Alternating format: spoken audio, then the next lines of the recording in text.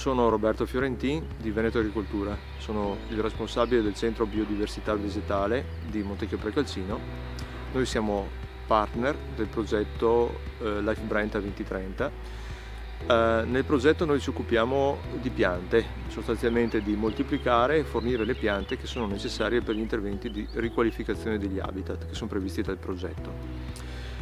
Nella fattispecie noi in questo momento ci troviamo a Cartigliano, provincia di Vicenza, quindi siamo nell'alto corso iniziale del fiume Brenta e ci stiamo occupando di riqualificazione dell'habitat dei prati.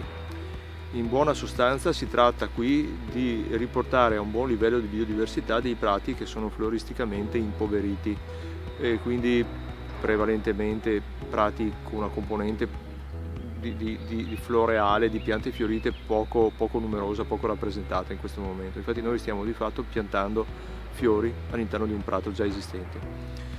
Questa operazione è interessante per le varie implicazioni che ha, anche molto attuali, soprattutto per quanto riguarda l'attività degli impollinatori e delle api, che sono un tema abbastanza prioritario in questo momento un po' in tutta Europa. I prati ricchi di specie, i prati da fieno, sono un habitat chiave per la conservazione di questo gruppo importante, di questa componente biologica importante. Allora, la riqualificazione dell'habitat avviene in maniera relativamente semplice, selezionando un gruppo di specie caratteristiche di questi habitat dei prati da fieno, ma tuttavia scomparse e regredite per l'uso intensivo dei prati stessi, la loro moltiplicazione a partire dal seme in vivaio e poi l'impianto qui nel prato, proprio facendo sostanzialmente dei fori, dei buchi nel terreno, introducendo queste piccole zolle che sono poi gli apparati radicali ottenuti con la coltivazione in vivaio. In questo momento siamo infatti a fine inverno, ancora le foglie non si vedono, sono appena delle rosette appena accennate, mentre invece, come vedremo, l'apparato radicale è molto importante e conserva tutta quanta la forza della pianta che con le prime piogge auspicabilmente produrrà il fusto e poi già le fioriture.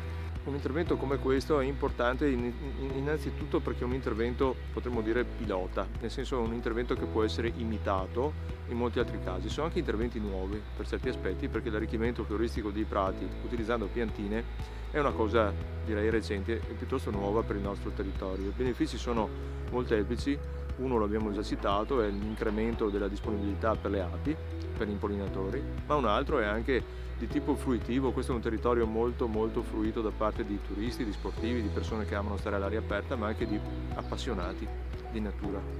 E l'aumento dell'appeal paesaggistico è garantito dalla presenza di fioriture varie e ben distribuite nel corso della stagione primaverile e estiva.